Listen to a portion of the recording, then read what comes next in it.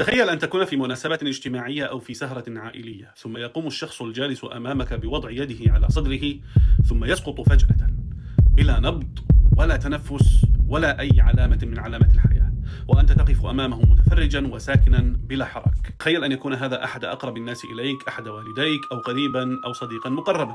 لا أقل من 60 عاما فقط، هذا المشهد كان يعني شيئا واحدا لا نقاش فيه، وهو الموت.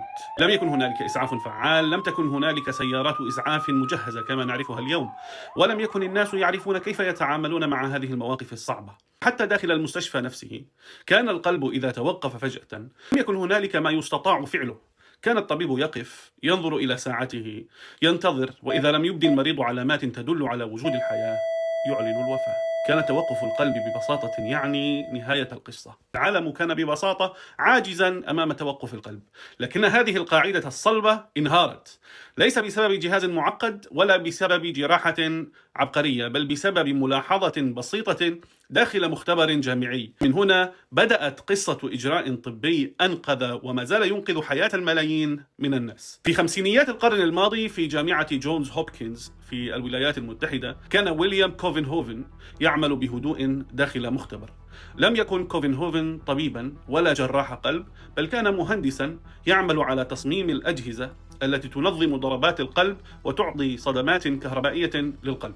أثناء تجاربه على الحيوانات وخاصة الكلاب، كان يضع الأقطاب الكهربائية على صدر الحيوان، وفي إحدى المرات اضطر أن يضغط على صدر الحيوان ليثبت الأقطاب.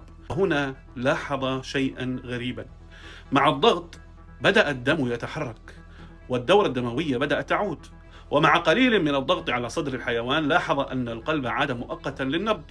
في البداية ظن أن الأمر مجرد صدفة، لكن الفضول العلمي لم يتركه. أعاد التجربة ثم أعادها مرة أخرى ثم مرة ثالثة، والنتيجة كانت واضحة ومرعبة في بساطتها: الضغط الخارجي على الصدر يمكن أن يبقي الإنسان حيا.